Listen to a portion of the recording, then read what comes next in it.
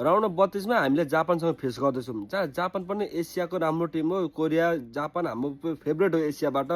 अब सपोर्ट पनि गरिन्छ, नगरिँदा गरिन्छ। अहिले चाहिँ वर्ल्ड वाइडको लागि चाहिँ अब ब्राजिलसँग परे पछाडि त ब्राजिल त अलवेज भइगयो, ब्राजिल त सबैमा माथि नै भइगयो।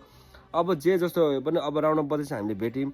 अब जापानलाई हिसाब पनि बराबर गर्नु छ, किनकि 2025मा चाहिँ अब अक्टोबरमा हामी फ्रेन्डली म्याच खेल्दाखेरि चाहिँ जहाँ 3-2 चाहिँ हारेको थियौँ भने पछाडि जापानले पनि 2026को ग्रुप स्टेज म्याचमा चाहिँ एउटा म्याच पनि हारेको छन्। जहाँ जापानले चाहिँ 3 खेलमा चाहिँ 2 खेल ड्र गरेर 1 खेल जितेको छ भने त्यसै ब्राजिलले पनि 1 खेल चाहिँ ड्र गरेर 2 खेल जितेको छ।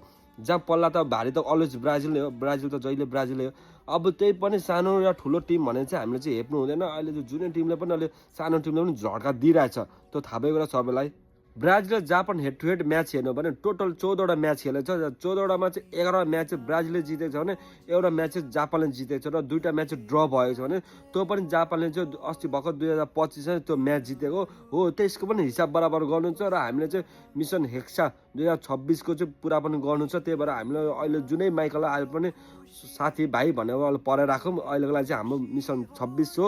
यो कुरा चाहिँ के भने ब्राजिल टिममा चाहिँ नेमार जुनियर हाम्रो आइडल, हाम्रो गड रिटर्न भएको छैन, फर्केको छ भने र उतापट्टि ब्राजिललाई चाहिँ सपोर्ट गर्ने चाहिँ जापानमा पनि छ क्या। जापानकै मान्छेहरूलाई सोद्धा पनि तपाईँहरूको चाहिँ बेस्ट प्लेयर, बेस्ट फुटबल खेलाडी, बेस्ट कन्ट्री, बेस्ट टिम कुन हो भनेर सोद्धाखेरि नेमार जुनियर नाम लिन्छ, ब्राजिल टिम लिन्छ क्या।